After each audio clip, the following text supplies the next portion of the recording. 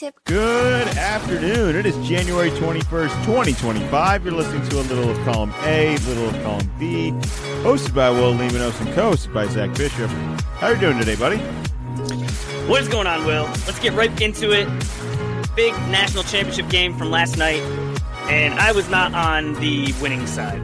I was very briefly on the winning side, and down the stretch it got a tiny bit interesting, but it was mostly an Ohio State beatdown.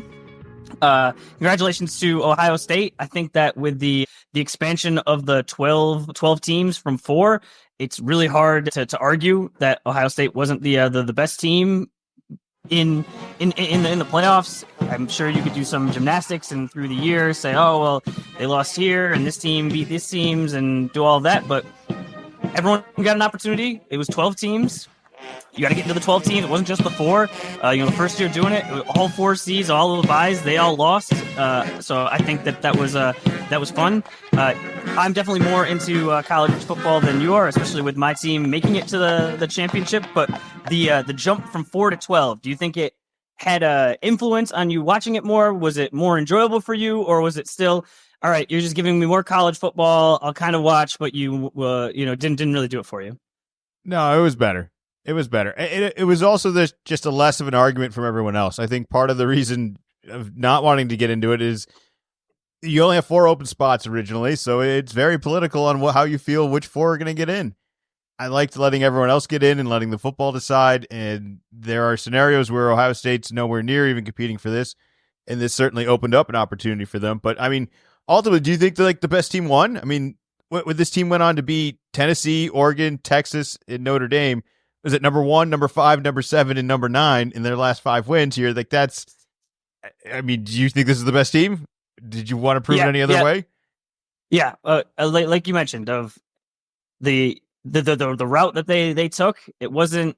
And every once in a while, you'll see this in the NCAA tournament. There's more teams, so there's more rounds, but some things break a certain way, and a 1 and a 2 seed get upset, and all of a sudden the 4 has a much easier path than the gauntlet that someone has to go through on the other side. I don't think they really dodged anybody. I think it was more people of fans of teams on the other side going, "Whoa, wait a minute! I get a bye, and then the reward for that is I have to play Ohio State." And for sure, at that time, they had lost to Michigan. It was a pretty big surprise, but I mean, it's still Ohio State. They still had a successful season, but besides that, so it wasn't some sort of a cakewalk. And I think that they got their acts together, and it makes you wonder if, and again, this is the first year they're doing it. So if this had been past years, losing to Michigan, that just eliminates you from the playoffs. But when you play more games, in college basketball, they talk about, well, you don't really want to win too many games, which sounds counterintuitive, but you get that sting of, you know what? I don't want to lose again. We're not losing again this year. And I wonder how much of the team's motivation was off of that Michigan loss of, all right, a little bit more focused. None of these games are going to be automatic. This is a unique scenario, like you said, of the team not really normally being able to do this. So there's also a scenario now where if the coach loses, I think even if he loses last night, I think we're talking about his job today versus now he has won. He has not defeated Michigan in recent years, and that seems to be an ongoing issue. But ultimately, this guy won the college national championship. He would have normally had this opportunity to do this. So now, I kind of think you can't get rid of him. But is this kind of like a Daniel Jones trap where it's like, hey, we had all the success, we got to keep this guy, and now you're going to be just tied to someone you were probably ready to get rid of a couple weeks ago, were you not? I don't think they were willing to get rid of him. I think that was more fan talk than actual people that were going to make decisions. And I'd say it's very different from the Daniel Jones situation. The Daniel Jones was, all right, we got to the playoffs, things got sort of interesting, but you didn't get a Super Bowl out of it. This wasn't, all right, you lost to Michigan, you're kind of this plucky upstart team, maybe more of like a Boise State compared to like Daniel Jones of, all right, well, you got into there and, maybe you won one game and then you hold on to a coach that maybe you're looking to get rid of. But this, you won the championship. Like you get to dine out on, you have a championship. There's very few coaches that have national championships, especially current coaches. So I think you could take that to the bank. I, in some way, am happy for them. It's controversial, and I kind of liked that. Should we talk about the game at all real quick? I mean, you come out opening drive. Notre Dame has a long, physical, perfectly executed opening drive. What is it? Like 10 minutes of possession? Ohio Yeah, State I think it was 9 minutes, 30 seconds. There were 2 fourth down conversions. I believe Riley Leonard, the quarterback, had 9 rushes, and these were not, I'm going to call it more Lamar Jackson, maybe early Mahomes runs where, all right, cool. Yep. No one's open, just kind of going to run, get out of bounds, no big deal. No, these were, hey, we need 3 yards and we're running you right up the middle, and it is just crunch every time. These were not easy runs at all. It felt like a nosedive. You're just punishing your quarterback. He looked exhausted, but nonetheless, you come out this game 7-0, and Ohio State, and not just 7-0. It wasn't a fluke. We didn't get lucky and run back a kick or some sort of, there was a mistake in the secondary and got a 70-yard touchdown or something. It was methodical, and what I thought we were going to have to do, knowing we were coming in as 8 to 9 point underdog, was we have to keep the ball out of their hands. And we almost held on to the ball for like the entire first quarter. And I was thinking, okay, if we can have these long sustained drives, if we have the ball and we don't make mistakes, it sounds simple, but if Ohio State doesn't have the ball and we don't give them in a turnover, they can't score. They can't beat us.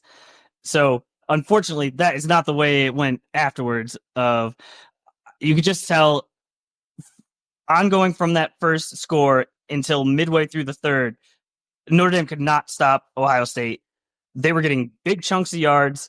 It seemed like every time Notre Dame had a 5-man rush, and then they somehow, like, the Ohio State line was just so good about creating the pocket. The Notre Dame defenders was running past the quarterback, and then on the reverse, I mean, it's exactly what you're looking for as a defense. If they were getting pressure with just a 4-man rush, and that is not a recipe for success. So there were no stops. It was 31-7. Looked like, all right, this is not going to be even anything of a game. And then did you, as it got into the fourth, did you ever have, did you like get excited? Like, oh, like there might be something here, or would you kind of looking at it going, all right, this is a team, they're up a bunch, and it's like still like there's so many things that have to happen. So many things that have to happen that they just haven't done this entire game. Just, they weren't going to be able to score quickly. I asked when it was down, when Notre Dame was down 16, I said, could Tom Brady do this? Oh, because that's the only thing I could think of, and it was, okay, we can't let him score again, and it's going to be multiple touchdowns and multiple 2-point conversions. Wait, didn't Tom Brady do this already? They lost to Michigan. Well, I think these are very different eras. Oh, is that not a win for Brady? I guess. I don't know. What do you mean that you guess? Did he not go to Michigan? I don't know how much he is invested in his alma mater compared to like his current endeavors. Wow, of course. That was a long time ago. Of course Tom Brady could beat Ohio State. What are we talking about here? Well, you didn't respond to me, so I don't really know. I didn't get your answer, but I fell asleep. But then in the fourth quarter, we're down, need the 2-point conversions, long fourth, decide to go for the field goal, don't get off. There was a lot of back and forth on that. I think I would have preferred that we went for it, just as we gotta be taking these big swings. We'd already tried a fake punt that was pretty obvious, and but I understand where Freeman was coming from. Ohio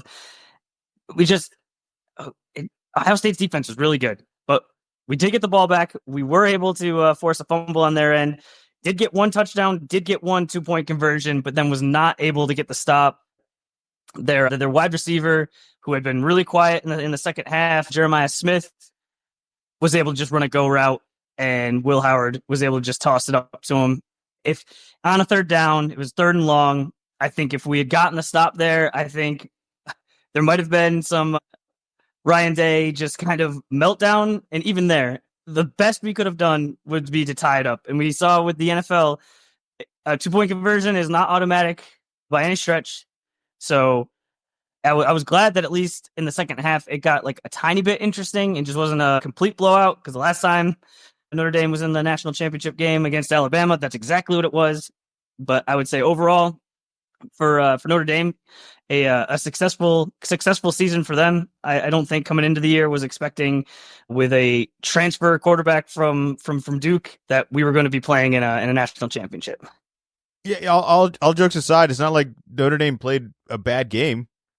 Like, what did you do wrong? Outmatched. Yeah, there were no turnovers, no interceptions. Like it just wasn't there. You could just tell. When Ohio State, sometimes running the ball, you got to get the guy down on the first tackle, and just like the first guy wasn't able to get him, or took like a bad angle at the beginning, and just rather than it being either a loss or no gain, now it's a 6-yard gain, and you're behind. You're behind the 8 ball every time. Are we done with the marching band then? No more college football. Can I move on? I think they have marching bands in college basketball. I don't think it's at the same level. I don't think it bothers me as much. Team. I don't know what it is. There's something that drives me nuts. I think maybe the bands are smaller. It's so annoying. Or am I watching where football? the microphones are located? Like we're not making enough money. We're paying the students. We can't do better than a marching band for entertainment. We still got to do this like it's the 50s. This is it's so annoying. It's so annoying. The marching band. I don't know how the NIL works with them. These are students. It's a better environment. I just think in my surround sound, I don't need to be in the environment, and that's there's no way around it. I think it's more of my problem. All right, I get it. It's just it doesn't bother me nearly as much in basketball. I guess I will hear it. I have heard it at games. I've been there, but it's not. It's so loud at the football games. It's so loud. Are you ready to talk professional football? There was a couple games. Did you watch any? I watched all the games. They were great. Were they? I think that they were good games, and then it was anticlimactic finishes. I think there were surprises in every game, and that for me makes it a good game. That's fair. I think it was like you were getting to where like the excitement could be, and then that last little bit where it would have been the most exciting, it just kind of fizzled. Like I had high expectations. All of these games had expectations to go a certain way, and I'd like to think every game pretty much delivered. Bills Ravens here. I mean, 27-25. We're disappointed with that. That didn't deliver. This wasn't two awesome quarterbacks going back and forth in cold weather. That's what I mean. A good game, and then at the very end, when Lamar had a chance, first Mark Andrews fumbles in a weird way, but weather fine, and then catches or just can't catch just a very makeable 2-point conversion.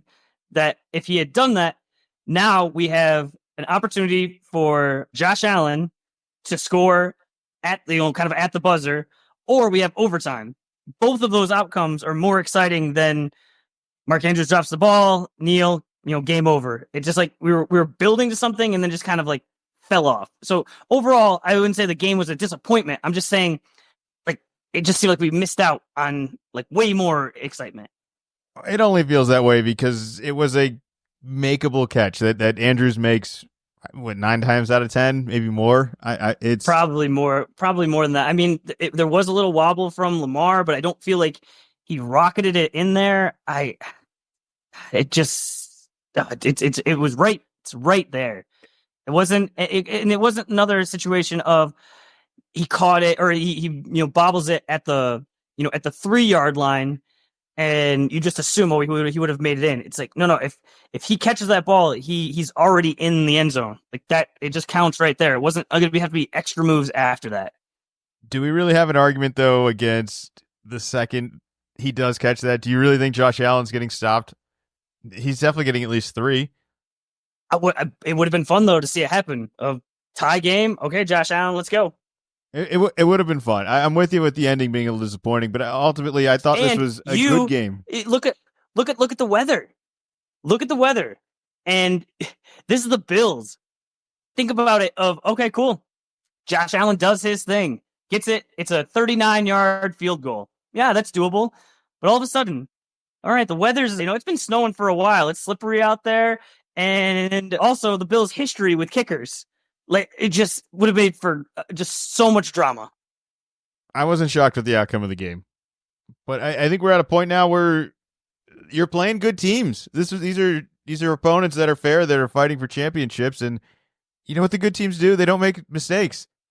One You're mistake exactly right. is going to make the biggest difference of all of this. And you're going to be like, well, we only made one mistake. Well, it's like, well, the other team didn't make any. So that's what you're going up It's against. it's not just one mistake. It was Mark Andrews fumbled, Lamar Jackson fumbled, and Lamar Jackson had an interception. 3 turnovers to the Bills, no turnovers. So it came down to the end. It's actually surprising that the Ravens were even in the mix with that turnover differential. And that was kind of my thought was, if you have 3 more turnovers than the other team, you don't deserve to win. You made too many mistakes. That's the way it works. Yeah, I don't think you lost by a Mark Andrews drop. I mean, sure, theoretically you would have had a chance to win that game if he ties it up. But I mean, the interception, I actually thought the wind picked it up because that thing just floats. Either that or he really, really missed this. It was, like you said, a weather thing out there. If you ask me, it looked like the ball just got taken in the wind a little bit. But I don't know. That one was not a good look. It was shocking when it happened. I don't think he made throws like that this year. Or at least I thought he kind of fixed those sort of tosses. And it was just a little disappointing because that's how close this game was, where it might be as simple as that one interception. I think I would blame even more. But I'm happy for the Bills, though, too. One of these teams is going to have to win. And we ultimately get to see Josh Allen try to defeat Kansas City one more time. And I'm not mad about that either. It would have been cool to see Lamar do it, too, and Derrick Henry advance farther. But I'm happy with the game. I thought this was the best game of the weekend, and I think like you said, it just comes down to making mistakes, and you just can't do them. I mean, some of the other teams. Yep. I don't know if it was as strict as mistakes. It might have just been you were a little bit more outmanned. This one, I thought it was like, well, the other team's going to play near perfect, and you're going to have to match it. But Baltimore overall for season, run it back, right? What are we disappointed with? Is there anything you'd want to switch up? I mean, Flowers doesn't play this game. I'm sure that makes a big difference where you're maybe looking I think at another receiver at the end. Yeah, I think he just had some injuries. I think that Mark Andrews is going to play much better next year, not because of any of this, of just he was coming off an injury. I think that it seemed like likely was the better tight end than Andrews, but I'll be interested to see Andrews with a full offseason to get healthy, get back in the mix. Maybe he got a little chip on his shoulder. How that works is they're able to run a little more smash mouth football with Derrick Henry, who will be another year older, but it sure looked like it wasn't a decline this year. But you still have, you can run a 2 tight end set with Derrick Henry in the backfield, and then also out of that still be able to have 2 very eligible pass catchers. So really keeping the defense on their toes. I think one of these teams has to learn how to play defense, similar to what Kansas City's done this year, where there's such a dependence on Mahomes and Lamar and Josh Allen. But the first one of those teams to actually put together a defense is going to have an advantage on all these others, because I think the rest of these teams we're going to talk about just very, very suspicious defenses. I thought the next most entertaining game was Washington-Detroit, where we have a second quarter that's 28-14. 28 points put up by the rookie in the second quarter of a playoff game. So many points. We were promised points. I think even on this podcast, I said we're going to see 20-plus points in this. It delivered in the first half. This was one of the most entertaining halves and probably the most entertaining quarter of the whole season. It was just back and forth. It was exciting. It was all offense. It was arena football almost of all that. And then eventually the game had to end. And it was like, wait a minute, is Detroit going to lose this game? Because it seemed like they could put up points and match them almost, but they didn't really get a chance to. It's like, feel like they fell behind and then just kind of fell by that same margin the rest of the game. And I don't know what else they could have changed. I mean, Laporta's got a good catch. Gibbs has got some good yards. Amon-Ra's got over 137 yards here. I didn't think Goff was terrible. Maybe not something special, but I think we could point to one easy mistake, that Jameson Williams trick play. Do you want to talk about that one? What are we thinking of that game? Season on the line. We're going to let a wide receiver, who was already a suspect wide receiver, throw to advance the ball. This is Ben Johnson's last call for Detroit. How do we feel about this? It's so tough because I get, you're trying to, especially with this much offense, of like, well, what haven't we run yet? But when you practice it and in the game, it has to be like ingrained of, this guy is wide open or you're throwing this out of bounds. You're not a quarterback. You're not going to thread the needle. And it was bad. It was real bad. That one I could point a lot more. I think you could blame for that one because he doesn't have to throw it. It was clearly into double coverage. It doesn't take a quarterback to know that guy wasn't open. But that's the risk of trying to have someone that's not a quarterback throw it downfield. I think we need to talk about Washington a little bit more. Jaden Daniels was no interceptions for one, no turnovers, and scores touchdowns. Like, this is the dream quarterback. I think this is what it's going to take to defeat Mahomes. I think this is the prototype, is it not? I mean, for sure, Detroit's defense was banged up, and there was even more injuries in this game, and they were able to get Montgomery back, but he looked like he was a little more of a decoy at times than actually all the way back, which, fair coming off of his injury. But to be able to actually execute, even against a depleted team as a rookie, very, very impressive. Well, I don't think their season's quite over yet. They're going to be taking on Philly in the next game. This was something. If you're Detroit, just kind of recapping the season here, run it all back. I mean, what you got to imagine, this defense is better without 15 people off the IR. Yeah, and it wasn't just, these are starters. It's like, these are elite. Like, these are elite guys. So I think they could be right back in the same spot last year, but boards that have to be disappointing because you're coming off the bye and you're probably not even thinking about the divisional round. You're thinking, all right, so we beat Washington, cool. All right, who do you think we're going to face? In the conference, do you think we'd be able to get to the Super Bowl? And then to have this happen, you're just toast. It has to be so disappointing. Really, the season just ending way before, and really for all of the NFC North, just all of their seasons ending much sooner. Do you think that the NFC North wasn't as tough as we thought, or do you think that it's just kind of coincidental that this is how it worked out? I think this is a wake-up call for the rest of the league. Like, Jaden Daniels is here. Like, this might have happened anyways. This might happen next year. This might happen the next 5 years. This guy's a rookie. Who's to say this isn't just how the world works now, where he's king and just going to score 45 points in his second playoff game? Cost controlled. You could pay other people. Yeah, maybe. Let's talk Ben Johnson real quick. He's taken the Bears head coaching job. He's leaving Detroit. Not exactly the nicest note to go on. And if you're Chicago, I think a week ago you were ecstatic for all this, and you really still should be. But is there a little sour taste after this loss of basically getting outscored?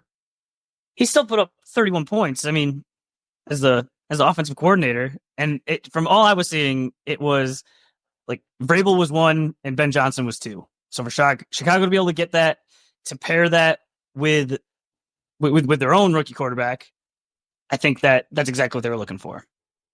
I really hope for him. I hope bringing in a little bit of an offensive mind helps Caleb Williams and helps just the Bears' historically bad offense. It's not like it's just these last couple of years they've had a struggle at quarterback and haven't been able to score. I'm curious to see if this is the solution they need, but I'm just glad they at least went in an offensive direction where the number one draft pick, the number one investment they made last year, gets at least a coach that wants to call offensive plays. And I think that should hopefully be good for them. They will not be better in Detroit next year, will they? No. Yeah. They got bigger problems than just that. All right. Detroit is out. Washington advances. They will be playing the winner of Philly and the Rams, which was Philly 28-22. We got some kicker troubles. That's really what I'm walking away from this game. Saquon's incredible, and I'm walking away being like, yeah, A.J. Brown dropped a touchdown, and I wouldn't trust their kicker on Philly at all. They don't pass the eye test, and yet here they are advancing another round, and they'll be facing a rookie quarterback who, yeah, I just hyped up in all this, but I mean, he doesn't have nearly the same resume I think this Philly team's got, and even the Rams put up a little bit of fight at the end here, but how legit is this Philly team? Are we buying more into this?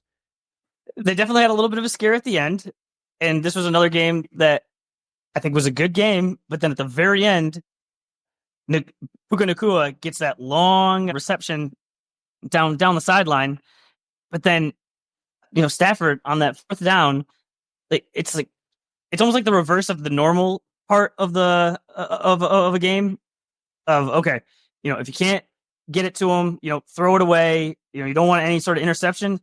This is fourth down, and if you don't get this first down, the season is over. And you throw it out of bounds. I mean, it wasn't on purpose to throw it out of bounds, but way over the guy's head, not even a chance to catch it. And just another situation of it could have been more exciting. Whether the Rams actually come back and beat the Eagles, which the Eagles were like in the driver's seat pretty much the whole day, especially in the in the second half. All right, cool. Yep, they're good to go. And there's like, whoa, wait a minute, what is happening? What's going on here? The Rams are making moves, and I could just feel Philadelphia just getting nervous. But Saquon was awesome. I was joking because we had talked about it last week about how he had kneeled it, and I think it was this time was like 4 minutes 30 seconds to go, and said, "Oh well, should he have kneeled it here? I don't know." But with the weather, I think the weather was cool, but it was even before the weather was bad. Yeah, missed PAT and just kind of you don't want to have a shaky kicker ever, but especially in the playoffs, especially when you're playing in Philadelphia. I didn't love that AJ Brown is just really steering into this whole book thing, and that seems like it's like a distraction, as well as coming out after the game saying, doesn't like cold weather games and wouldn't wish it on his worst enemy. It's like you do know you play in Philadelphia. Philadelphia isn't moving next year. It's not going to a dome. It's not going to get warmer. There are going to be more of these cold games. There's a very good chance that this game on Sunday, is going to be a very cold game. So I don't like this. I want a star player coming out and saying, "Oh no, I don't like the cold." That seems like a problem. The Eagles have this weird anxiety where even when they're up, it's almost more pressure. They're like, I don't know how we're up, but we're up. We can't blow this. Like, there's a miracle that we have this, and it's like, can you guys just act like you're a better team for 5 seconds? Like they don't have confidence. It's strange how they're able to light up teams sometimes and then just not carry a lead well, or at least act like they've never had one before. I've seen every game now. It seems like sometimes the offense will just it almost seems more like basketball, where it's just like you get like bogged down, where it's cruising along, and then it's just a few possessions where it's 3 and outs, and it just why are you guys doing what you were doing before? Looks like Jalen Hurts got hurt, so kind of see how he's going to be after a week. But I mean, just keep using Saquon, and it's just such a weapon to have, just a break in case of emergency kind of situation that no other team really has. I do think there's still a chance that this team's similar to Kansas City, where maybe they haven't played their best game yet, and there's still a chance that everything's going to click for an entire game, and this team's going to look really good. Like, is that not possible? I mean, Saquon's played well, but we really haven't had a good Hurts game in a couple weeks. They haven't been bad games, but it hasn't been like, oh, wow, did you see that guy? I haven't said that once.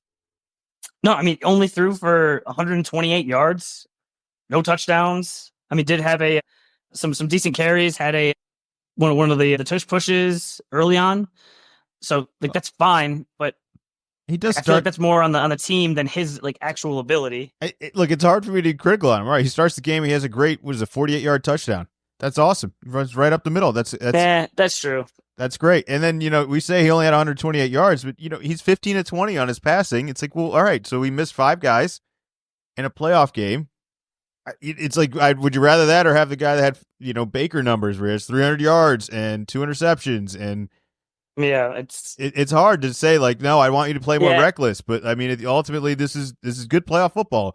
It's nothing to brag about. But rely on Saquon. When you got your running back putting up over 200 yards, don't get crazy. Let him carry the workload. Now, I don't want to get too far ahead of myself, but I have already found a perfect AJ Brown trade. Did I tell you this? Oh, what is the trade? It's Tyreek Hill in Miami. Just swap him. Who says no? Well, I haven't seen much out of Tyreek, but I have to imagine that he's still fast if he gets the right guy. But can Jalen throw it any better than Tua at this point? It has nothing to do with that. He wants to go somewhere warm already. I mean, just get rid of him. And Tyreek's already checked out of Miami. I think if you're Miami, you're hoping to get something remotely close. You're just saying like this is like a little more of like your problems for my problems. Your dirty laundry for my dirty laundry. Okay. And I think both teams come out thinking like, I don't know how we dodged that, but at least we have this.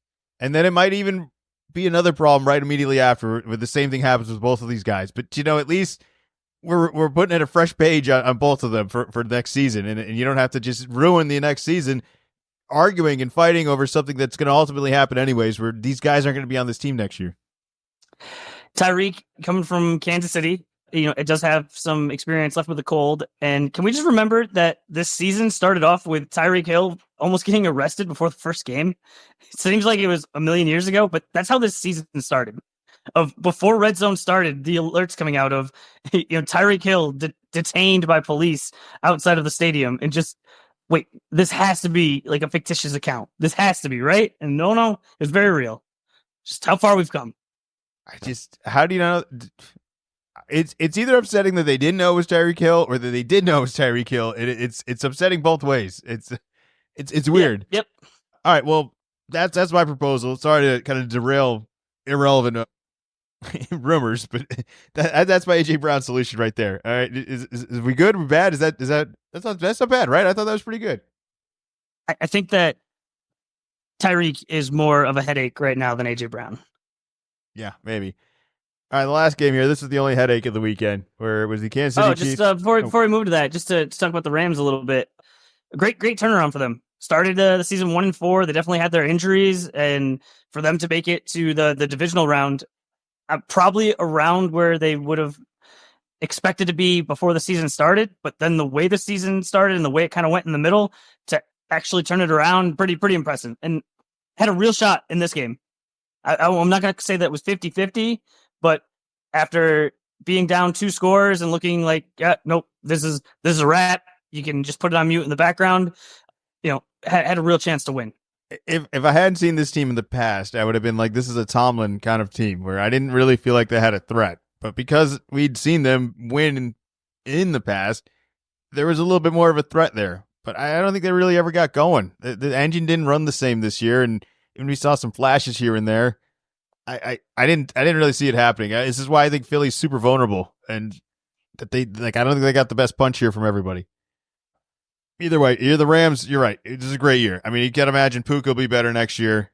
Hopefully, Cooper Kupp is healthy, and you still got Kyron Williams. Kyron Williams had a great game and a great season, and you still have a really good coach.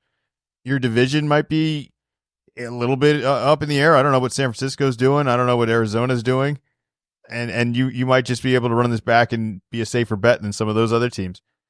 All right, last game here. Kansas City Chiefs versus the Texans, 23-14. Kansas City does it again. This game really wasn't much of a game, even though the score kind of reflects that, and yet everybody's walking away from this talking about sideline flops, referees, penalties.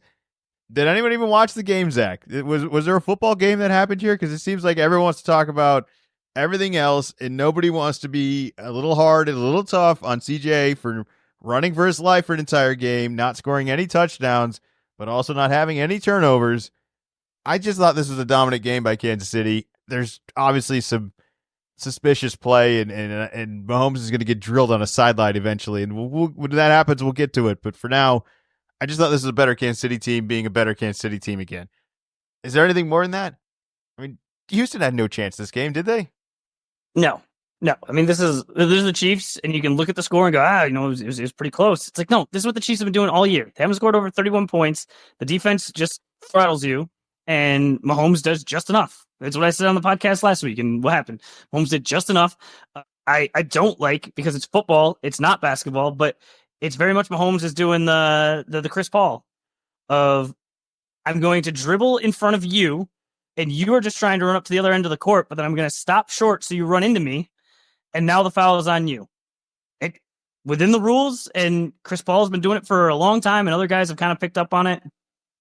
I think he is the starter and probably the best at it, and I think that Mahomes is just doing a similar equivalent in football of knowing, hey, if it is anywhere near the sideline, if they hit me, I'm a quarterback, I am the face of the league, I'm on all the commercials, they are going to throw the flag, and so he on purpose is slowing down to take at least some sort of a hit, not like a crazy hit, not what a late hit is really supposed to mean. And I don't like how it's going, but I mean, that's what the rules are. So I think he's going to continue to do it because that's what helps his team win. So that's what he should be doing. It's a manipulation of the rule, but it's not breaking the rule. We can fix the rule just like the NBA fixed the rule. We can't do it during the season. And then that's the way the rules are. So like, what are we crying about here? Do you think we're going to make a change during the playoffs? We're Americans. We're Americans and we hate flopping. That's why we don't like soccer. And now in basketball, we tolerate it because there's a bunch of Europeans that come over, Whoa. and it's basketball. But now it's football. You're not supposed to flop in football. You're supposed to hit somebody, or you're supposed to get out of bounds if you're a quarterback. You're supposed you don't to want to win. Get hit, get out of bounds. You're supposed to win. That's what you're supposed to do. It's a game. You're playing Not to in win. this. No, this isn't a board game where you get all crazy. No, this is you're supposed to just slam into somebody else, and that's football. It's supposed to be a contact sport. It's supposed to be a collision sport, and so this, back and forth. I don't like it. I don't like it either, but it's the rules. All right, we got to change the rules. All right, so we want to. No, I think that the referees have to call this a little bit differently. Yeah, no, we can change the rules. If he's out of bounds and he gets his clock cleaned, yes, that's a late hit. If he's along the sideline and the defender makes contact while he's still in bounds, you don't call that a late hit. You don't call that unsportsmanlike. Nope. No. Mahomes is the one being unsportsmanlike. Yeah, all right, and that needs to start being 15 yards when we catch you. If you just like flopping in the NBA, this is going to be turned into a major punishment. And you know what else? They're going to get that call wrong sometimes too, and it's going to cost some team who's got some bad body language. This is going to correct a lot of stuff, and that's what we need to do. Mahomes, they got rid of the fake slide that happened a few years ago at the college level, because they're putting in these rules to try to protect you, and now you're taking advantage of it. Yeah. So it doesn't seem like it's the way it's how these rules should be administered. But if you had to win a game and you were trying to win the game, you wouldn't do it if you could. That's why I'm saying it's not Mahomes' fault. It's the referee's fault. It's the NFL's fault. Yeah, I agree with all that. I think we're everyone's just too up in arms about the calls, and as if like this team, like do you think that the Texans were going to win this game even if that stuff didn't happen, right? Like I don't know why that's so hard to say. I think this runs into the same thing when the Patriots were on one of their multiple runs of the Patriots, they just get all of the calls. It's like, well, one, we are just in all of the big games, the same way the Chiefs are in all of the big games, all of the standalone games, so you just see it more often, as well as they take advantage of it as well. If you mess up, Patriots took advantage of it, and now the Chiefs are doing the same thing of they're going to take advantage of it, so it just sticks even more. But I've seen the actual deep dives into it, and if you really look into it, it's no different from the other teams. Yeah, I don't. It's just it probably happens at more inflection points, just because, like I said, they're on TV more often, they're in these big games more often, so it just feels like, oh man, that happened right here. It's like, well, if you just look at all the calls, it just this is when these happen. I don't know how they managed to win every single game doing the bare minimum requirement of like we have to do at least this if we want to have any chance at all to win. And they just know it. I mean, it's like 100 yards of offense it took to win this game. They win 23-14. CJ still haven't got more than 31 points all year. Even the Patriots got more than 31 points in a game. I don't know. This team, I don't remember how, but this team, I think it's normally talked about as like, oh, look at this awesome team. They're on their third potential three-peat here or whatever, or the third Super Bowl, and they're going to chase a three-peat. And it's like, you know what that team should look like? It should look like this. It should look like a team that's gone through 2 wars and hasn't recovered from either of them. They look like they're all beat up, they're limping, and yet somehow they're like, we just know how to win. And that's all they're doing. But it's not sexy. It's not like a highlight reel.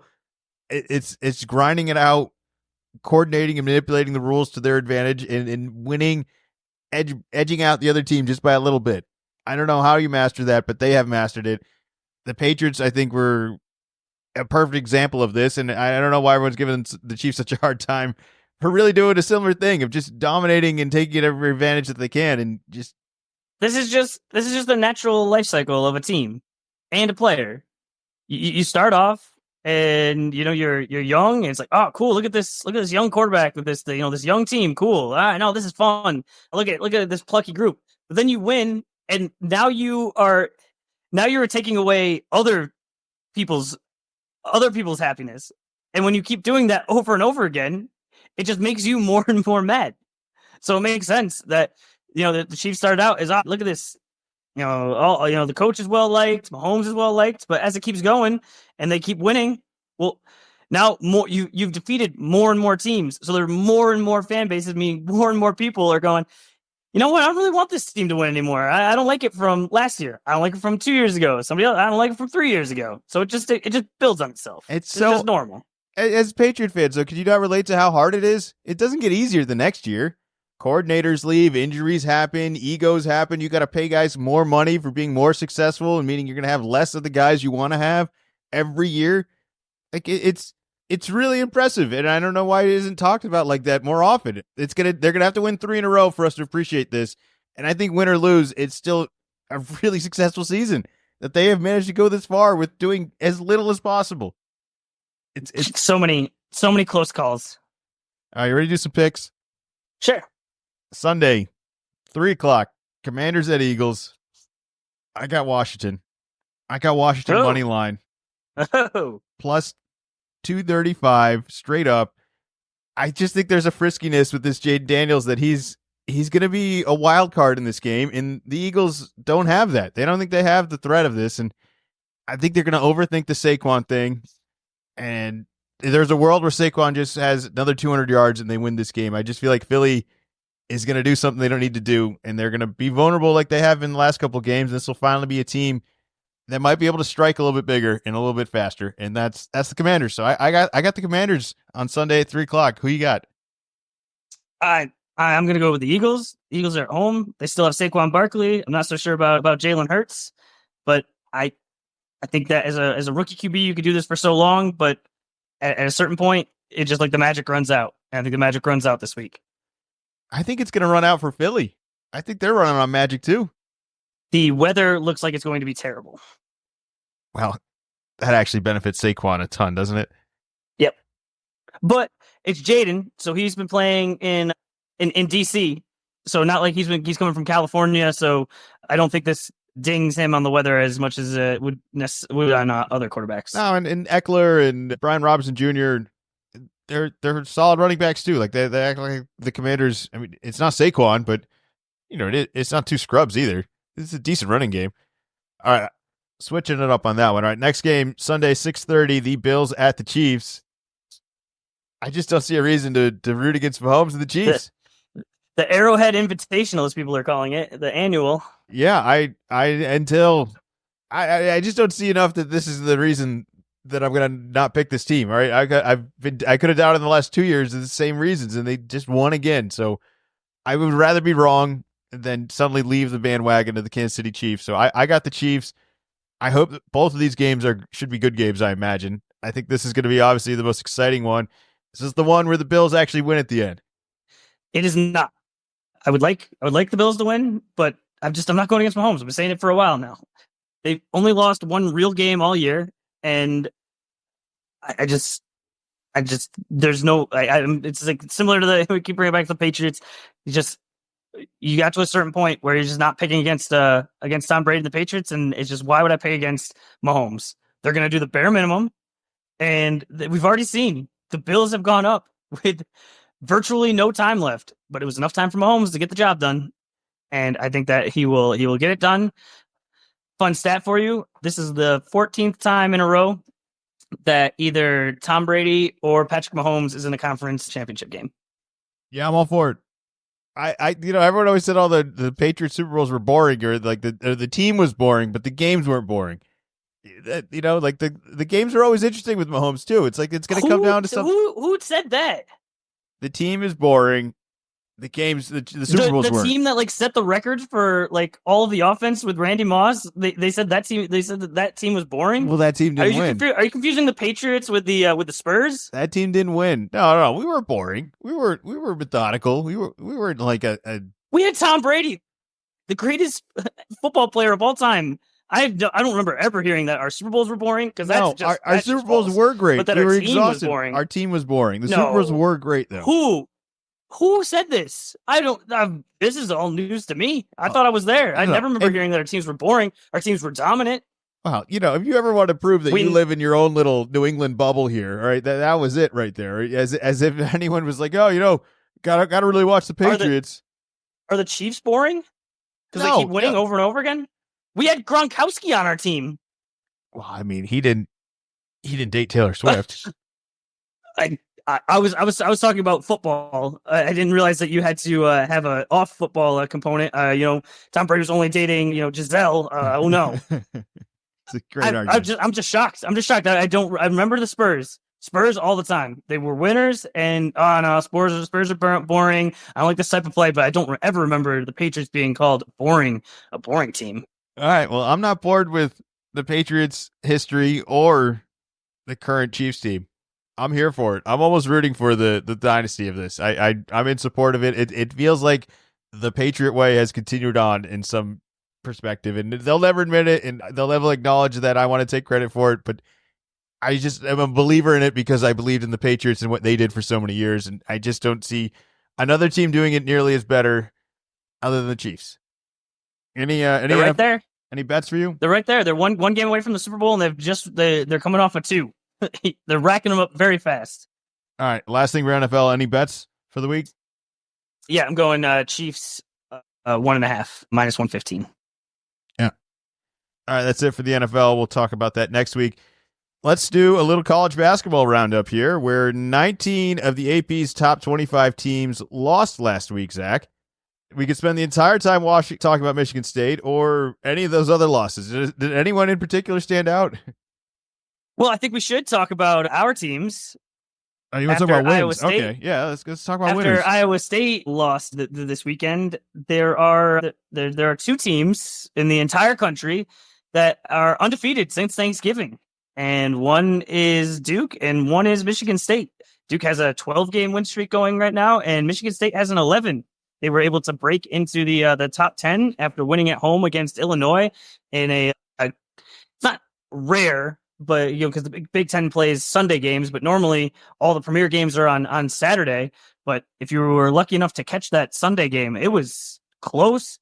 It was back and forth. It was a really fun game. And are you concerned with this Izzo team that you're peaking too soon? No, because in all reality, we haven't even played well. It's a miracle we're winning games. Our offense is a disaster. Our shooting percentages are embarrassing. Like, teams should go back and look at the wins we have, and they should either really credit how amazing our defense is or just say, how did we lose to that? Because I'm amazed when we win these games. Even the last game, I really like what Illinois generally does, and we kind of beat them with better guard play, and that's not our advantage. Yeah, it's a weird team. Can I bring up some Ken Pom stats for you? Yeah, what do you got for us? I mean, this has to be like the worst offense with the most success ever. This has to be, and I don't know if this is Izzo's fault as the coach, the recruiter, or just and confused exactly how you're winning with, I'm going to call it a older offense. You average just under 29% from 3, which is 341st in the country. I believe there are 366 teams, so very much towards the bottom. But you guys kind of know that. So your 3-point attempts are just under 32%, which is good enough for 335th in the country. So you don't take a lot of threes and you don't make a lot of threes, which you think that would be a recipe that would not be very successful, but clearly it is. But then you put into this, you shoot 81% from the free throw line, which is 4th best in the country. You would think if you were that good at shooting free throws, like some of it would translate over to being able to shoot from other, farther back spots on the court. We take good shots. We have good shot attempts. We just don't make shots. It's not like this is the team that's like LaMelo Ball these shots up. Like, no wonder your percentages are terrible. You just shoot bad shots. It's like, no, we run a good offense, which I have no problem with. We just don't have good shooters. It's like we remind me of a little bit of the Kentucky team with Sheboy, where it just wasn't a very good shooting team, and it was almost like you're better off taking a mid-range shot because then it wouldn't back out so far, and you just get the offensive rebound, and then you're closer to a layup. So like your offense is just, all right, let's just get the first shot out of the way, then somebody can get the rebound in an advantageous position and score from there. It's excellent coaching. I don't know what else to point, because there are obviously flaws of this team, and I won't be shocked if we advance to the Final Four or lose in the first day. I could see it going either way, because if the right team has the right offense on that day, I just don't see us being able to score. Now, if they're off at all and make any sort of mistakes, we're gonna jump all over them. We're gonna win those games. Well, I think that's what helps is that the offense, it's not quite all the way there, but it's not terrible. It's not terrible offense. Like you said, you run good stuff. It just like seems like you're just not making enough of the baskets. But the defense is legit.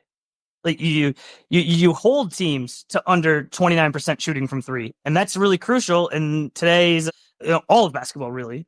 So I think that puts you in a good position. You block a lot of shots. So I agree. Maybe your spread's a little too wide on Final Four or first day, but it 11 games in a row. That's hard to do. We're in conference play now. You're playing on the road at these places. The opposing fans, college students are not the nicest. Look, I wouldn't want to play us. I also wouldn't want to bet on us. Like there's a spontaneity that certainly happens every year in March with Michigan State, but I also kind of think it's been like, what if everyone's just kind of caught on to these sort of patterns and be like, hey, you know what team you really got to keep an eye on? Like, I know it doesn't seem like it. They don't shoot well, and the coach hasn't won in how many ever years, and they're sneaky. I'll give you that, but I don't know if they're reliable. All right, what else you want to talk Duke? You want to talk more SEC? I mean, should we just crown a different SEC team every week? I mean, who's got it right now? Auburn hasn't relinquished it. Yeah, I think so too. Even without with Broom being hurt, they are still taking care of teams. It seems like it's almost like they're not missing him, and I'm wondering if this is almost going to be like a blessing in disguise that you've seen other times where, okay, best guy's out, who has to stand up? And now when Broom does come back, you're going to have guys with a little more experience, and that's invaluable once you get into the tournament. If there's foul trouble or you just need a spark off the bench, it's not some guy coming in that has no experience. It's, oh no, like I've gotten the run. I know exactly what to do when I get in there. So might be helping them. Alabama goes to Rupp. The game did not disappoint on the amount of points that got scored. Look, the Auburn offense is something special. The efficiency with or without their best player, who may be even the best player in the country, is incredible still. They score. They put up points. They put pressure on the other team to have to keep up with them. It's a different pace than what I think Alabama does and Kentucky does. There's maybe just a little bit more structure despite playing really fast. I don't know. I don't know how else to credit them, but it's a special offense that Auburn's got going on here, and they could be just as vulnerable to some of these hot teams in the SEC, but I think on a night to night, they're just a little bit more trustworthy than some of those other teams. Duke looks great too, though. It just sucks that you guys are in the ACC. Like, could you want to buy some other teams out of the other conferences here? Because there's nothing you can do. Like, you're obviously a great team. It's just more of how are you going to prove this now with this ACC schedule that you're stuck with. The only thing we can do is to try to continue and beat the spreads that are just, it's ridiculous at this point.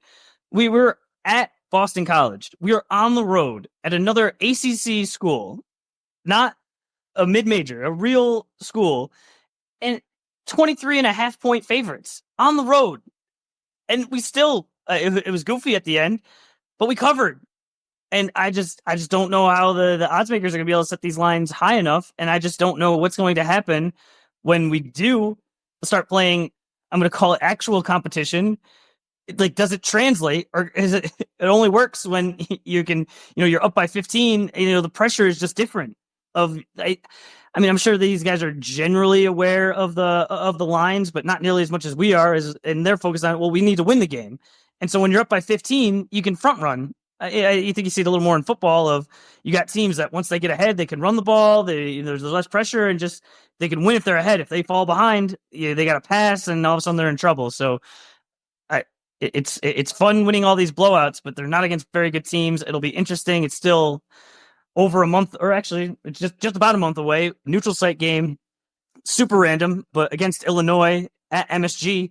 And I think that's going to be a real measuring stick game after playing all of these bad ACC teams of, okay, good, ranked, good in all the metrics, Big Ten team, and find out, are we able to handle them easily, or if all of a sudden we're gonna get smacked in the mouth and find out, oh, okay, no, we got some work to do and not much time going into March. How much does tonight's matchup hinge on the strength of the ACC? Like, do you want a front runner between Louisville and SMU? You don't want them just to keep trading blows with one another. I think you want Louisville to win tonight, so there's at least one other team that can stand out just a little bit more from the pack, because it's not going to be UNC. I don't even know if it's going to be SMU either, but I know they're playing Louisville tonight, and Louisville's been hot. And if they lose to SMU tonight, it's going to be scratching your head all over again with what's going on in the ACC. I think if it was a different league or a different team, there'd be concern. But with us having Cooper Flagg, we're leading off ESPN when he plays. They showed him on Friday at the Celtics versus Orlando game. It's just we get plenty of ESPN. We plenty of attention. That's not a concern. All right, what games do we got to look out for this weekend? What are we watching? All right, a little bit of an odd week. I don't know exactly why, but a whole bunch of teams are just not playing weekday games, and I can't quite figure out why.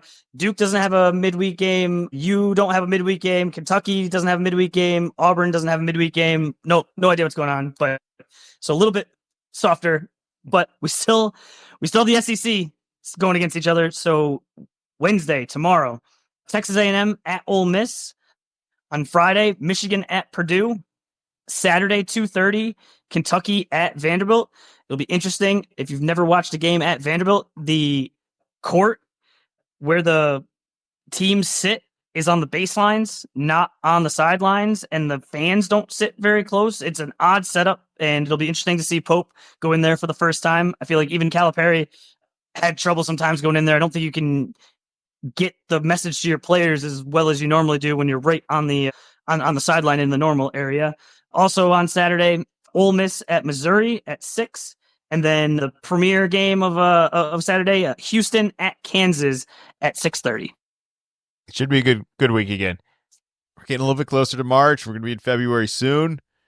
Do you think it's too soon to do some cross-offs with some teams? You know how like Simmons and Sal, they do the cross-offs to the NFL? Is there any teams you'd like to cross off from the March Madness tournament? Because I got one. Well, go ahead. I mean, it's a little different than the NFL where there's 32 teams. I mean, I just mentioned there's like 366 teams. So that it could be a whole podcast of me going through all the teams that aren't going to win a championship. I look, that's fair. I just think that this is a school and a coach that's gotten a lot of attention that I thought was going to be a little bit more successful this year. And that I'm crossing off Arkansas. I have not seen Cal have one good game. They look like they don't belong in the SEC, which is not good because they are, and they're not going anywhere. And it might just be a powerhouse of offense this year that he's trying to put together. But I would have guessed generally that would play to his advantage, and it has not. And I'm not saying it's done and that this is a complete failure. I'm just saying this year it's not going to happen. So I'm crossing them off. Is there an opposition to this? Do you not agree? It's fair. They're 0-5 in the SEC, and that means that they're on a 5-game losing streak. That's the problem with playing in the SEC this year. But on the flip side, they could get their act together and could string some wins along. It's a little confusing because I would say the good chunk of the team is the same from last year at Kentucky, where it wasn't this much of a problem. But you know it's bad where when this happened, the Kentucky fans weren't thrilled with Cal leaving, or it was at least mixed, where now I'm seeing much more Kentucky fans poking fun at Arkansas saying, thank you so much for taking Cal off our hands. We love having Pope. It's totally different now. We like this guy. You got this ragtag group. They're overperforming rather than a lot of Kentucky fans feel like they've been underperforming for a few years now. So not great. I did see earlier today, though, and I'm sure this will help, is coming in February, there's going to be an all-access documentary kind of Hard Knock style of the Arkansas team. So that'll probably work out great. No, it's another Rodgers documentary. Did we not just learn from this? Did we? I didn't learn. I didn't watch it either. I'm just saying that this was supposed to be the Rodgers, heroic last season with the Jets here, where he came back from the the Achilles injury and led him to the playoffs, and instead it was like, oh, this guy's terrible. Why do they think this guy was going to be good this year? And look, it makes for better TV when it doesn't go well. I just don't know why anyone would sign up to advertise that. You're like, hey, we're really struggling. Why don't you guys invite some cameras back here and show everyone? Like that sounds just punishing.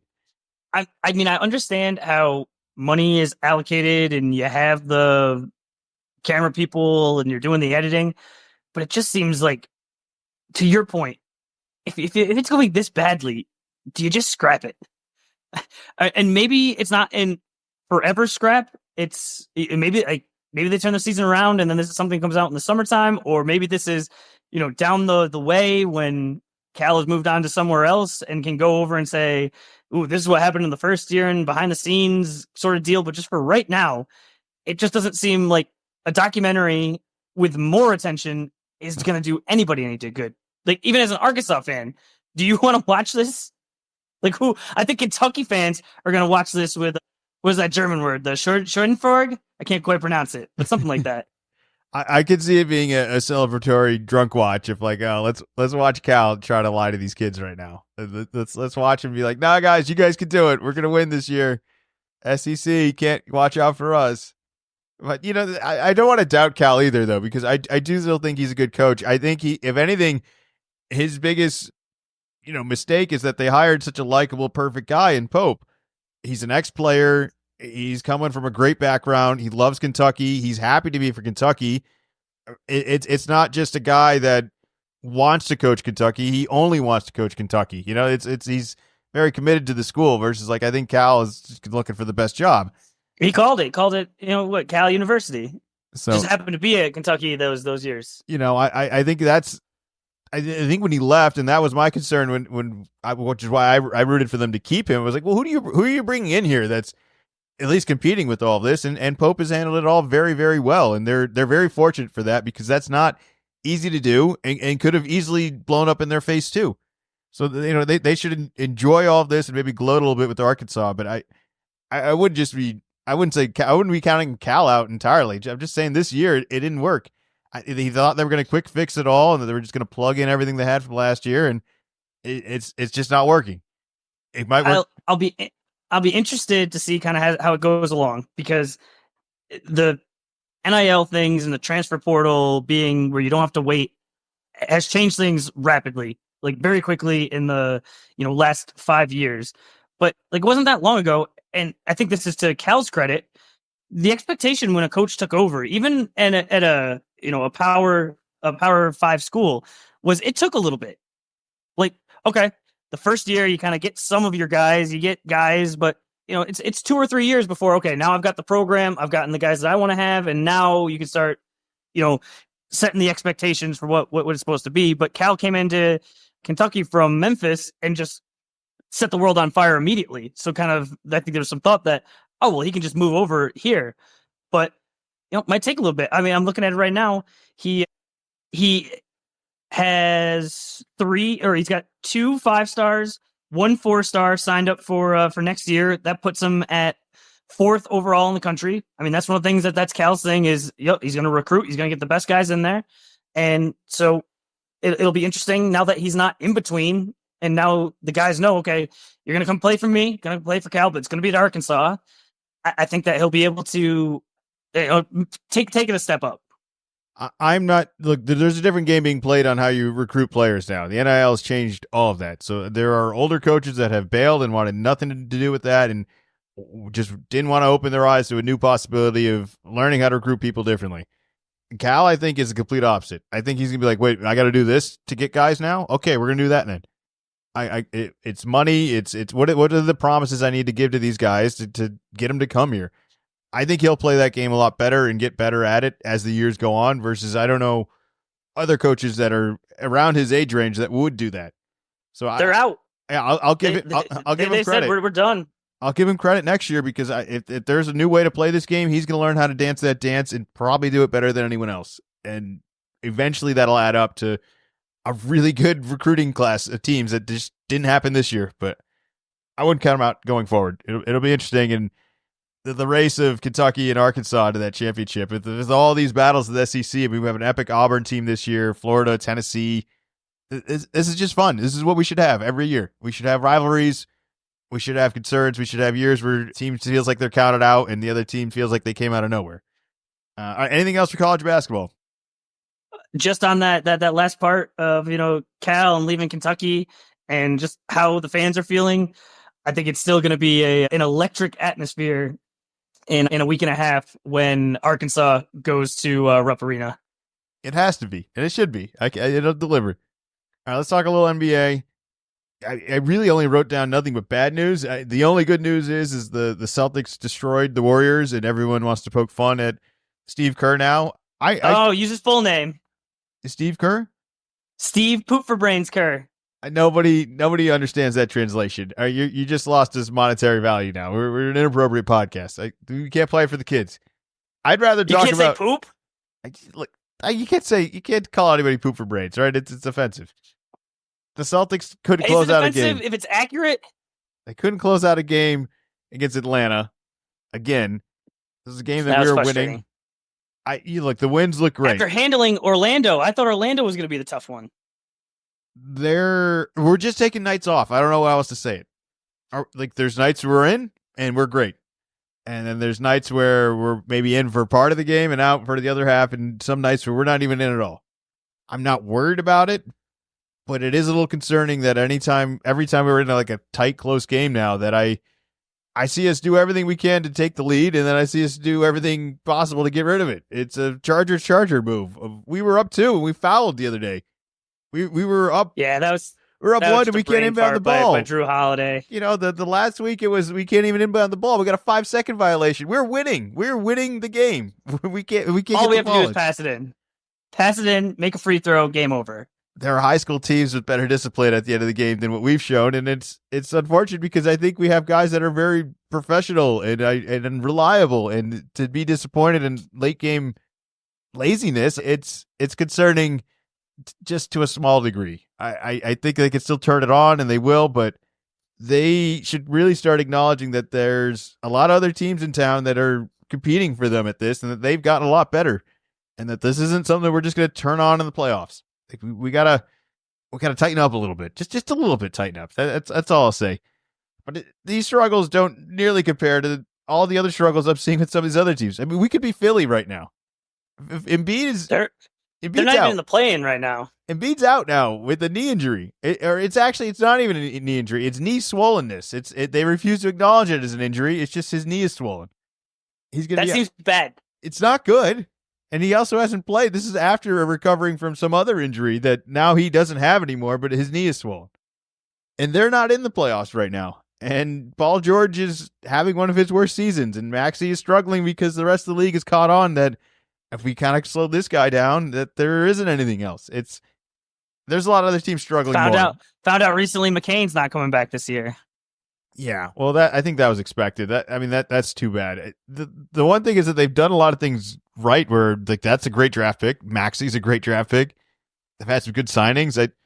I don't know where this all goes, and they should be much more concerned than anything the Celtics are worried about. They have actual problems. So me complaining about the Celtics stuff is just nowhere to compare. You know what's more of an issue for them that I saw recently? I should have all the details up. Is for one of their previous trades, which I believe was just like a salary dump, and thinking, oh well, we might have some problems, but we're not going to be extra bad. If they are they have a first round protected pick, but only up to I think it might be 8. I think it's 6. And do you know who it goes to? Is it OKC? Where all the picks go to, yes. So there's a legitimate danger that they don't make the playoffs, but they also aren't bad enough that they fall far enough, and then they're going to have to give their first round pick, which will be a lottery pick, to OKC. Who I'll remind you, is the number 1 team in the West. Yeah, it has more draft picks and draft capital than anyone else could ever wish to have. I mean, they can really sweeten any deal with so much. Yeah, so not good for the Sixers, probably not good for the rest of the league. Well, there's other teams having problems too. Miami isn't exactly smooth sailing over there. Jimmy Butler has returned. He's back. It did not look good. Does not look like this is a full I mean, look, he's going to advertise it like it's a full commitment, all right? He does he posts the telefax or whatever. He does wears the 45 Jordan jersey into the arena. Like it's all an act. I think he's finally going to get his way enough where I don't know what Miami can do other than just ship him off. I have no idea what they're going to get for him, but I think we're getting closer to that. We just need to end this era, and it'll be interesting if Miami just stays in the ground, digs their feet in the ground. Like, you think he's actually going to be on the move this week? Not this week, but I don't know what's going to happen. It just, he's there, he's not there. Maybe he'll take a break later, but you might have missed it amongst all of this, because I didn't think that he was going to be playing for a while. And then no, he's coming back on Friday, but no more Heat culture jerseys. They brought back the Miami Vice jerseys that everybody loves. So problem solved. It's Miami, so just fashion. No one really cares about basketball down there, so they're probably good. You say Jimmy just ended Heat culture? He ended it? Get yourself a fancy blue and pink shirt and wear that around, at not basketball events, and yeah, just have a good time down in Miami. I think it's warm down there. All right, last team that's actually somewhat turned it around, and that is the Phoenix Suns. I'm saying a turnaround, as they're 6-4 in their last 10. They're a weird team. I said last week at the end of the podcast that I'm just waiting for Kevin Durant to ask out because I don't know what other moves they have. And this I can't imagine this working this year. Can you? Like, everything the way it is right now, can the Suns actually win? It's not working. We're halfway through the year and they're barely in the play-in game. And it's not working. That's what I just don't know. Playing better too. I don't see what's going to happen in the future that's going to change it around. I don't think they've had major injuries where there was a stretch and Durant was hurt. So it's like, well, no. This is the team. This is it. They didn't make a trade. They got rid of Josh Okogie and they got Nick Richards back from Charlotte. So they did get another big. Should hopefully fill in for Nurkic, who is so expensive and just doesn't fit with this team in any way. He's just a liability out there. There's probably bring him off the bench now. There's probably a world where Beal and Nurkic are helpful on a team, and it just isn't this team, and that's another problem because those guys you just can't move off of. Or like, who would want to give up something to get those guys? Nobody. So nope. they're stuck, and their out is a move on with a bigger piece. Durant is aging. I don't know where you ship him off to. I do think that if the Warriors were going to make any sort of moves, that maybe KD would be the guy, and it would just be funny that they got him for free years ago, and this year it would cost him. But I think that's like if I'm looking for the last desperation out of all of these teams trying to capitalize everything they can. I don't know what other team would welcome KD other than a team that he's already been on that he actually had some success with. And it's been enough years that maybe the Draymond thing's not as big of a deal. I don't know. I'm just there isn't a future for the Suns with KD is what I'm saying. They're not going to win. They have to move on. This doesn't work, and it's a matter of they can move on this year. They can move on in the offseason. When are they going to move on, Zach? I think they're going to stick with it. I don't think they have any options. Wow, that stinks. The salaries are too big, and maybe in the offseason, but I think they're hoping that they can make a push and be a 7 or 8 seed, and then maybe you're playing one of these, up at the top. You got the Thunder and the Rockets. So you got some young teams, and we've seen in the past that it's one thing during the regular season. It's another thing to have to beat Durant 4 times in a row, or not in a row, but 4 and 7. I think the Suns only have 1 first round draft pick in the next 6 years, and it's weird that the pick is gaining more value the worse they are right now, where it's like, oh man, Durant's aging. They got all these guys now, and they're owed all this money over the next couple of years. Like, even with all these guys, they're not good. That's what I'm saying. Like, this is a sinking ship that isn't going to be able to get out of these sort of things very easily. Like, they're stuck with Bradley Beal. I mean, he has no trade clause. Like, they literally could be stuck with him. They knew that when they traded for him. That draft pick might be able to save their season this year by them being bad this year, though, is the funny part about it. Is that, like, if they continue to stink, that someone's going to give them more because they want that pick, and then that more might be just enough to push them over the edge. The other thing that I don't understand is why are there so many rumors that this team is going to get helped by Jimmy Butler? Like, they're going to be better off with Jimmy Butler in the corner than Grayson Allen, who shoots 45% from 3. Like, why are there players being sent to certain teams that just can't shoot? Like, Jimmy doesn't help the Denver Nuggets that can't shoot. Why are we hearing those rumors? Because those are people that don't really watch basketball or just very casual watching basketball and just know, oh, well, Jim Butler, he's just a dog, and they just need a guy, he's just a winner. It's like, well, exactly what you said. Well, wait a minute. You're going to take a guy that can hit threes, and then you're going to put Jimmy in the corner? I don't think that's going to work. And you're going to have to give stuff up to get Jimmy. Yeah. The Heat aren't just going to say, yep, here you go. And how does he even fit in? And is the owner going to be willing to pay a crazy amount on a luxury tax for a play-in team? It's one thing if it's, okay, 1-2 seed. All right, we'll get to the playoffs. We can get a couple of rounds. We're going to have 7 home games. That'll help with the money. No. The way it's going now, you're going to have one game, maybe 2, and your playoffs are over. Yeah, Jimmy's in a bad place. It's not great. All right, any other NBA talk you want to get to? What do we got to watch out for this week? All right. Starting with tomorrow, Cavaliers at the Rockets. Yeah, you might be surprised if you haven't been paying attention. You're focused on football. Yeah, the Rockets are number 2 in the West. So that should be a pretty good matchup. Cavs have stumbled a little bit lately, and by stumbled, it's like, wow, they lost a game. So they are still just very, very good. And the other ones, a little more close to home. Thursday, Celtics at Lakers. It's a nice rivalry matchup there. And then Saturday, 5:30, rematch of the finals, Celtics at the Mavs. It seems like Luka is still hurt for a while, but also want to mention now with the NFL vacating their Saturday games because there's only 2 games left, there will be ABC games all day on Saturday. We really had a great MLK Day. I thought it was better than Christmas. Is that weird? Did we get something wrong that I thought yesterday was better? Or we just later in the year? There were way more games than on Christmas.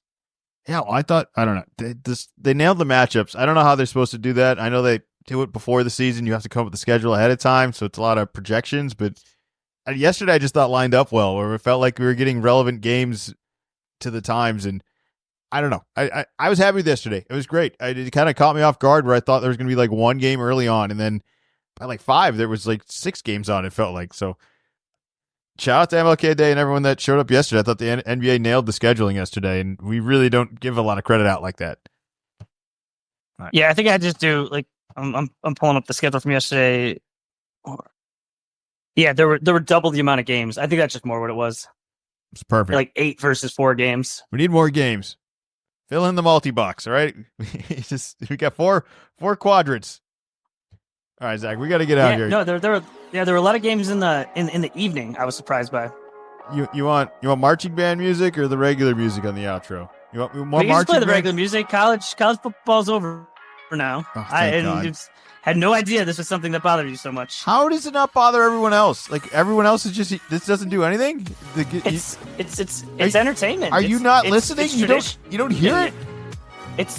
It's been this way forever. There are a whole bunch of young adults that they practiced all through high school, so they could be in the marching band and be on TV. How are you just listening to it the entire time? Again, like I said last week, it's the same thing as most of these NBA games. Just have music going on in the background. We have to be constantly entertained. We can't let our dopamine slip even a little tiny bit, even while we're watching something that's supposed to be exciting and entertaining. Maybe I need someone to re-explain it to me. I don't get it. I don't want to get it, and maybe that's part of it too. I'm out in the marching band. It's not for everybody. All right, make sure you guys subscribe. Little column A, little column B. You can follow Zach on his X account, which is Wicked Z-Man 24. We will be back, I believe, Monday now. Yeah, we'll be back Monday next week. Yep.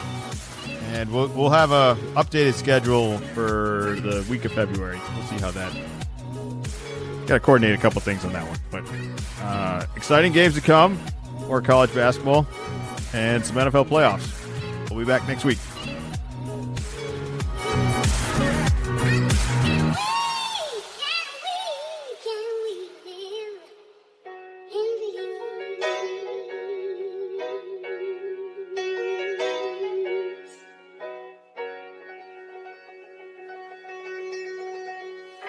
Little column A, little column B.